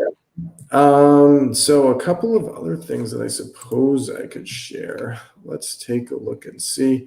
I kind of briefly alluded to these, but as far as like the qualitative side of deliverability, right? Like sending things that people want to see and want to hear about. A really good thing to send them is more of what they originally bought or signed up for when they joined your list. The solution to a new problem that has been created. So like that's basically an upsell. So it's like if they, like in my service, for example, I get you out of the promo tab, put you in the primary tab. Well, the new problem now is that you don't have a way to like re-engage all these dead leads. So I write the re-engagement email for you, which then grows your active list like we talked about earlier. But you could also sell that as a separate thing. Another good thing is a service that's bigger, better, faster, done for you. And my service is both of those. You could add a community. Communities are amazing because a lot of times people join communities just to like talk to other people and talk to others who are in the trenches and people they can relate to. You could, if you're selling a subscription, you could upsell them to like a lifetime option for the subscription. And at the end of the day, it's like you just want to give people acknowledgement and recognition and give them opportunities to try you. So those are some ways that you could sell extra things with email that maybe you wouldn't have done before. As far as where to find this stuff, once again, you can send reply emails to people and ask them like what their biggest problem or question is, and then sell them things that help them with that. You can go look at Amazon suggestions. So like when they say people also bought, so that's basically they're telling you what works as far as upsells. You can look at Amazon reviews. You can look at the negative ones and think of ways to solve them. You can look at the positive ones and put more weight into those. You can go in places like Reddit, and you can even look at memes because memes are very relatable and a lot of people laugh at them and share them and all that kind of stuff. So those are some ways that you can get extra ideas of stuff to sell over email. As far as emails that people want to read, I kind of talked about these earlier, but emotional stories, curiosity, contradiction, current events, and the me to you kind of personal touch one where it looks like I'm sending directly to you. So these 5 types work all the time. Would definitely recommend it. As far as like how to get more ideas, once again, you can use topics from the answers to the reply email that we talked about earlier. I have an idea bank on my phone of like things that happened to me, like weird stories, cool concepts I think of. I write them all down. Once again, Reddit and memes are a really good place as well. As far as how I write the emails, I'll come up with the concept based on the things you just mentioned. And then if you kind of already know what the big hook is, you can make the subject line. But if you're not sure, then write the content first and then pull the subject line out of that, where the subject line is the most like shocking, like wowing kind of moment. That's kind of how I format the emails. And then lastly here, a great subject line or email obviously has benefit and curiosity, ideally something they have not heard of before, has credibility and proof. So maybe if you found a study for your weight loss supplement that says, a doctor from some prestigious school said it works, or if you have a lot of testimonials, that's great. A time frame to achieve the results. So instead of just losing 11 pounds, it'd be able to lose 11 pounds in 3 weeks. Specificity, simplicity, logical reasoning, relatability, and congruency, and a personal feel to it, right? So always make sure you're sending from a person's name rather than like a company name, because that's more personal. And just talk to people like you're their friend instead of talking to them like they are like you are a company and they're below you or something. So and don't be afraid to use from names or use the GIF as your picture. So most of this stuff we've gone over, but hopefully that's a good reminder of just some extra like tips and tricks that you can use to make more money with email. What about the secondary subject line? Are you pro that or against that? I don't use the preview text too much. Honestly, what I'll do is either like try to space it out so it's blank, or I'll like put like a dash in there, because what happens is like everybody else is using a preview line and it all just kind of clutters together in the inbox. But if yours is blank, naturally the eyes are drawn right to it because it's the only blank one. Same thing with the GIF hack. Like it's the only one that's flashing. So that's what I like to do. I don't think the preview adds a lot personally. So I like to leave it blank. Got it. All right. So let's see. Let's a couple more questions, and then I think we got to prep for our video. My daughter says, "Hey, in New York." That's cool. Christopher Vogelman, nice to see you. I use the writing out the small phrase spoken much quicker than CAPTCHA. Thanks, Richard Troy.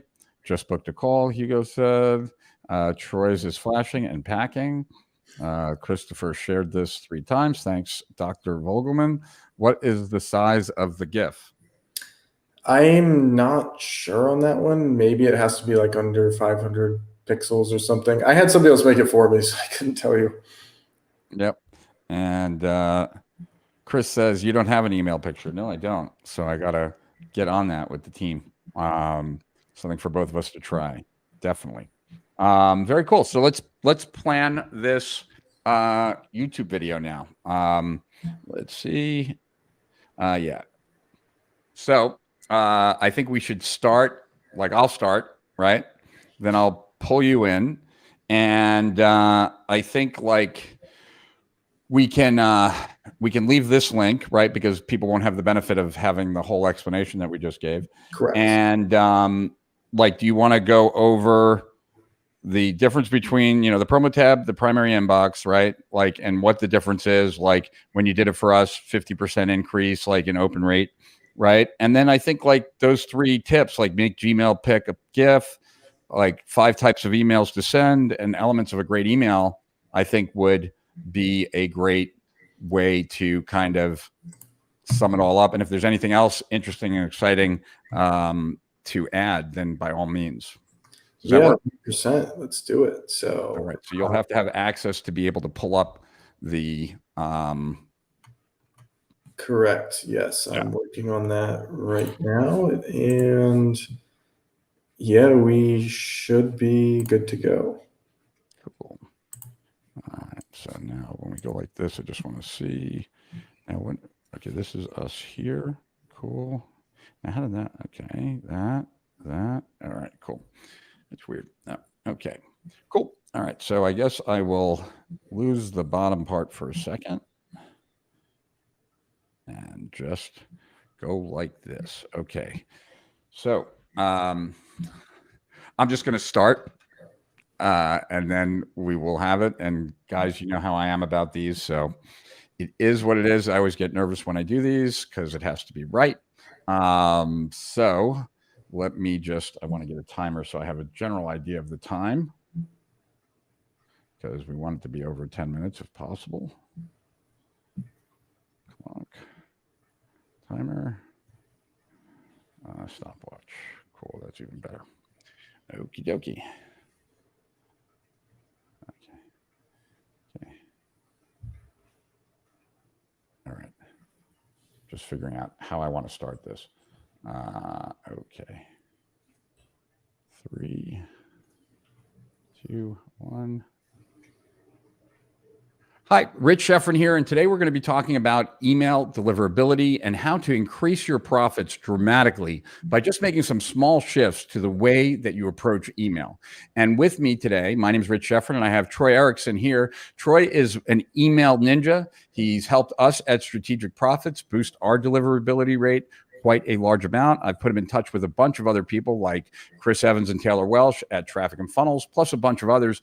And he's been behind the scenes increasing everyone's profits from email. And so I thought it would be great to record a video here for YouTube. And if you're not a subscriber, please press subscribe. Please hit the thumbs up button. Give us a comment. Let us know how important email is to your business. And with that said, I will pass it over to Troy and let Troy educate you on how you can grow your profits through email by just making some small tweaks. So, Troy. Hey, what's up, Rich? First of all, thank you. It's always an honor to be here. And the concept of email deliverability is actually really funny because a lot of people think it's some kind of magical, like mystical thing that nobody understands, but really there's a science to it. And what I like to say is that there's two main ways. Like if you don't know a lot about email, there's two main ways that you can make a lot more. The first one is sending more emails. So for example, if you send 2 or 3 emails a week right now, why not make it 5, 6, or 7? And a lot of people think like, okay, well, what do I say? Like, I don't want to annoy people. Well, the truth is that a lot of people sign up for your list because they want to hear from you. And as long as you're sending them things that are relevant to whatever they opted in for or purchased, they'll be very happy to continually read their emails or your emails if they're relevant. So there's a lot of ways you can do this. You can tell emotional stories that are using testimonials. You can use like contradiction and use the opposite of what everybody else is talking about. You can talk about current events that are going on in the world or in your niche. And you can like make emails look very personal and send out emails that look like it's directly from me to you. And just writing down like a list of ideas that come to your head and having a whole like bank of ideas in your phone. So that's one way to make a lot more money. The second way to make a lot more money is to make sure that people see the emails that you're sending, because obviously you can send more emails, you can send emails with better subject lines, with better copy, but if nobody sees them, what's the point? So there's a really simple way to kind of test out what you're doing and avoid a really big pitfall when it comes to email deliverability. So that pitfall is called the Gmail promo tab, which is basically a glorified spam folder that a lot of people, frankly, don't know if they're hitting. So right now, I'm going to show you a really simple way to know if your emails are going to the spam folder, to the promo tab, and how to fix that. So I'm going to go ahead and share my screen. And then what we're going to do is pull up one of my test accounts, as I like to call them. So this is a regular old Gmail account that I've just opened up. It took maybe 30 seconds to get it going. And what I do now, I test a lot of people's emails, prospective clients, my emails, and all you do is you send an email to this new Gmail account and you see which folder it lands in. So there's the spam folder down here, there's the promotions tab up here, and there's the primary tab over here. So when it comes to placement, most people that are in the primary tab, like my average client probably has 50,000 to 250,000 subscribers on their email list. The bigger your list is, the harder it is to have a higher open rate. But these people, when they're in the primary tab, they're about 18 to 22%. If they're in the promo tab, they're around 7 to 13%. If they're in the spam folder, they're definitely in single digits. So that's kind of the difference, right? So if you're in the promo tab and you're at like 7 to 13 and you can go all the way up to 18 or 22, sometimes that's double the open rate, double the revenue. Or if you have a smaller list and let's say your open rates are in the 20s, a lot of times you can get into the 30s just by hitting the primary tab instead. So what you do is you send out a test email before you send it out to your full list. You see which tab it's landing in. If you're going to the promotions tab, for example, then you need to do a couple of things to fix this, which I will share here. So all you do is after you create these accounts, there's a couple of things that you can change and see if it gets you into the primary tab. So the first one obviously would be your domain, which is a little bit of a hassle. I'll get to the easier way in just a second, but you can try to change your domain. You can try to change your from name, right? So like if you're a health business and you send emails from your abs, sometimes if you change it back to whatever you normally use, it can put you back in the primary tab.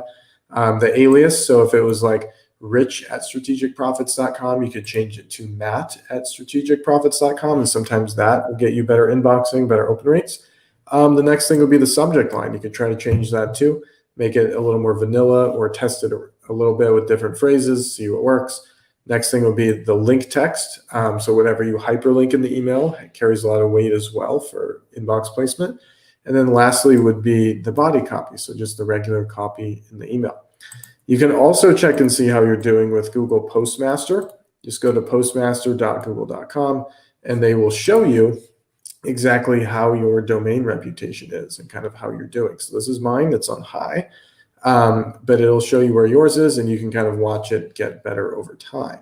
So those are some ways that you can go ahead and test and see where your emails are landing. As far as the faster way to get this done, and I'll show you here in a second, but if your emails are landing in the promo tab, this is obviously really bad because no one ever checks it. The promo tab doesn't even count as the inbox. So whatever number that you have pulled up right here, like 867, it doesn't even count emails that are in the promo tab. So that shows you what Google thinks of it. It's default. It's been default since 2013, and most people never ever turn it off. And some people really don't even know that it exists. So like if you didn't even know the promo tab was the thing before this, it kind of proves the point, right? Yeah. So it's been active since 2013, and frankly, Gmail makes up about 43% of the email market last year. So on a lot of lists, it's 50% plus. So the easiest way to kind of show you proof that it works is I did a case study with a client of mine who has 270,000 subscribers, 150,000 of them are active. So we sent out, the same emails before and after. So like this one, for example, went to the promo tab. We got a 9% open rate, did $5,000 in revenue, and went out to 255,000 people. Then we made it go to the primary tab, same email, same product, went out a couple months later. 29% open rate, 6,700 in revenue, 133,000 people. So it went to less people, made more money. The next product, 14%, $4,500 in revenue, 150,000 people. And then we made it go to the primary tab. This was a few months later. 26% open rates, 7.2K in revenue, and 140,000 people. So it was the same segment size. And then lastly here, we sent out this product, 11.8%. 3.7K in revenue, 150,000 people. And then this one later went to the primary tab, 24% open rate, 8.8K in revenue, 148,000 people. So the biggest difference here, 3.7K to 8.8K is just a massive difference. In fact, that's 133% more revenue. And over the course of the 3 emails in the case study, it was an extra $9.5 grand, which is over 3K extra per email. And when you extrapolate that out to an entire month, that's about 100K extra for this client. Even if your list is a lot smaller, 10 times smaller even, you'd still make $9,500 more dollars per month. So that's how much being in the promotion tab is costing you if you don't know how to get beyond it. And for most people out in the space, they have a lot of their emails land in the promotion tab. And that's why Troy has like created a nice little business for himself by guaranteeing that he can get you into the inbox. And so the link below is how to get on Troy's list. And if you have a big enough email list and you just want to talk to Troy, then you want to go to hugeopenrate.com. But if you want to get more information first, you can go to strategicprofits.com/Troy. And you were giving us some really good, like, little hacks or tips. Do you want to kind of go through those really quick before we wrap this YouTube video up? Yeah, of course. So I'll go ahead and share again, and I'll come over to this this little section over here. As far as like other tips and hacks to make more money with email, like after you fix any deliverability problems, the first thing you want to do is obviously like sell your audience what they want, right? So for example, you're writing emails, let's say you don't know what to say or you don't know what to sell. The first thing you want to do is sell them, more of what they originally bought when they joined your list or whatever they opted in for. You can sell a solution to, a new problem that has been created. So let's say that somebody sell like a supplement. Well, the new problem is that they're going to run out soon. So then you want to sell them more of the same, or some other supplement that's going to get them better results faster, which is the next one. 1, 3, 6 packs work really well for the same one or for another one. You can also sell done for you, like coaching programs or services like I do. You can create communities, even for physical products, where people get membership to a free community after they buy, and they can just talk with other people that are going through the same problems and solve them together, because a lot of people buy just because they want to be part of something. You could also, if you have a subscription-based business, you could upsell people to like a lifetime membership or a yearly membership, and then just give people like acknowledgement and different opportunities to try you. So the next thing would be types of emails that always work. So first of all, we've got emotional stories. So remember that when you're selling somebody a product or service, they're not buying it because it's a product or service. They're buying it because of the way that it makes them feel. And when they see testimonials or other people that have, gone from zero to hero, those really resonate because the person's like, that could be me. And you can help them and sell a lot and do really well in your business when you tell stories and use testimonials. Next thing would be curiosity, right? So like maybe you've got a really curious new method. I use this angle a lot for myself too, because it's really curious. Like, how can I increase open rates and revenue so drastically in such a short amount of time for you? Well, it's very curious, so it gets people's attention. You can also use contradiction. So basically take what all the other gurus are talking about in your space or the other companies and kind of flip it on its head and say the opposite and, argue your point as to why they're wrong and you are right, but obviously use a lot of logic and emotion and things that make sense to people and simplify the concept for them. Next, you could do current events. So whether it's like a worldwide thing, like we had a lot of in 2020, or if it's something that's more specific to your niche, odds are people are thinking about it because it's in the news. So that's a really good way to get people's attention. And lastly would be like me to you emails. So things that say like RE in front or forward, or something that just really seems inviting and feels like I sent it directly to you, because I never want to talk at people. I just want to have a conversation with them. That's always what I want it to feel like. As far as subject lines, another really cool thing that you'd want to include in a good subject line, include as many of these as possible. So obviously you want to have a benefit to them opening the email. So whether it's making more money or losing weight, you want to make sure that it's obvious what they're going to get when they open and read. You want to make it curious, like I mentioned earlier, ideally something they have not heard before. You want to make sure there's some kind of credibility or proof. So maybe instead of just a way to lose 13 pounds, would be a Harvard-backed way to lose 13 pounds in 2 weeks, 3 weeks, something like that. Because specificity, simplicity, those are amazing. And just using logical reasoning and emotions and a good mix of the two, and being relatable to people and giving your emails a personal feel. The last quick little hack here that I'd like to share is a lot of inboxes look like this, where most of the emails you receive are just little blank headshots or letters or whatever. But when you replace that with a GIF, not just an image, but a GIF, it'll actually flash in front of people's faces, and they're more likely to open the email for that reason. I get a lot of people that email me every week, probably 2 or 3, and like, hey, how did you do that flashing thing? Because I opened your emails because of it. You can see in the top right corner here, it's flashing. So that's a really like sneaky way to grab people's attention in the inbox. And as you can see, not many people do it. So it's a pattern interrupt for sure. Yeah, I love that trick, and I can't wait to do it myself. And I was explaining we're recording this during a live stream, and we're just taking a break from the live stream as we wrap up the live stream to actually record this video. And I said at the beginning of the live stream that we were doing together today that two things really that I just want to impress upon you. At Agora Publishing, like all of our back ends are sold through email. So the whole billion-plus business or $2 billion business, the overwhelming majority of sales, like over 90%, come from email. So that's, a very large sum that's coming from just email selling.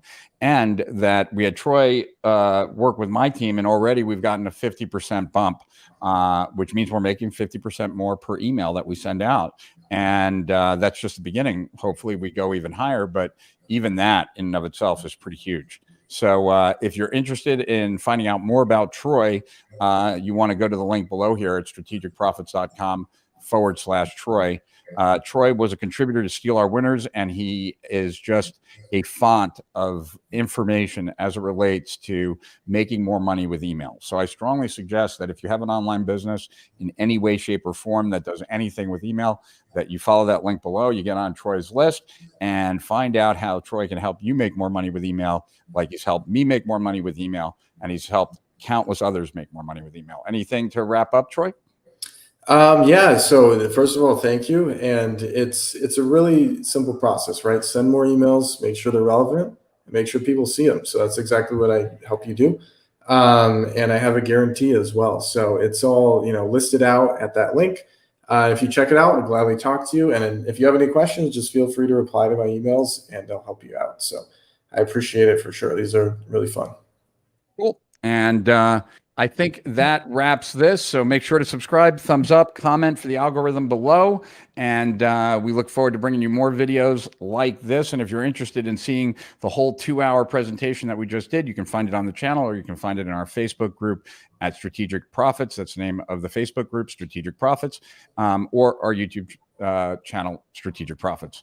So this is Rich Sheffrin and Troy Ericson. To Higher Profits and Beyond, we are out.